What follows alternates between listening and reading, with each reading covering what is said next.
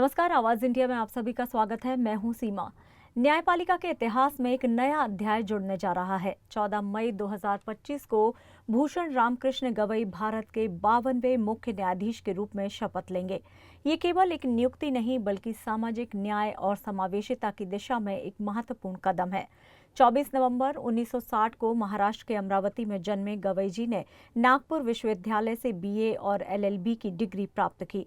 1985 में उन्होंने वकालत की शुरुआत की और 1987 से बॉम्बे हाई कोर्ट में स्वतंत्र प्रैक्टिस शुरू की और अब वो देश की सर्वोच्च अदालत के चीफ जस्टिस बनने जा रहे हैं। गवई जी भारत के दूसरे बहुजन मुख्य न्यायाधीश होंगे जो न्यायपालिका में समावेशिता और विविधता की दिशा में एक महत्वपूर्ण कदम है। पारिवारिक पृष्ठभूमि। गवई जी का परिवार सामाजिक सेवा में अग्रणी रहा है। उनके पिता आर.एस. गवई बिहार और केरल के राज्यपाल रह चुके हैं और रिपब्लिकन पार्टी ऑफ इंडिया के प्रमुख नेता थे। उनकी माता का नाम कमला गवई है। उनके भाई राजेंद्र गवई एक राजनेता और पेशेवर चिकित्सक भी हैं। न्यायिक सफर और प्रमुख निर्णय। गवई जी ने 2003 में बॉम्बे हाई कोर्ट के अतिरिक्त न्यायाधीश के रूप में नियुक्ति प्राप्त की और 2005 में स्थायी न्यायाधीश बने।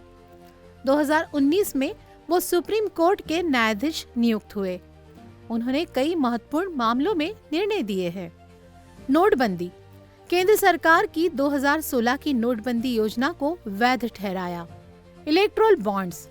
इस योजना को असंवैधानिक घोषित किया। अनुच्छेद 370।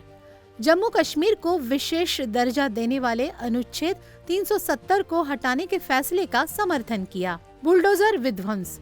बिना कानूनी प्रक्रिया के संपत्तियों के विध्वंस को असंवैधानिक बताया। व्यक्तिगत जीवन। गवई जी की पत्नी का नाम तेजस्विनी गवई है और उनकी एक बेटी करिश्मा गवई है।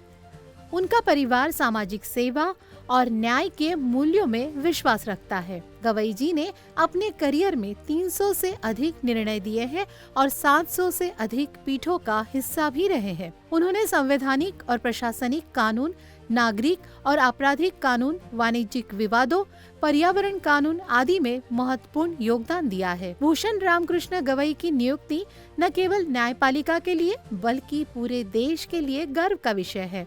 उनकी यात्रा हमें दिखाती है कि समर्पण, परिश्रम और न्याय के प्रति प्रतिबद्धता से कोई भी ऊंचाई प्राप्त की जा सकती है।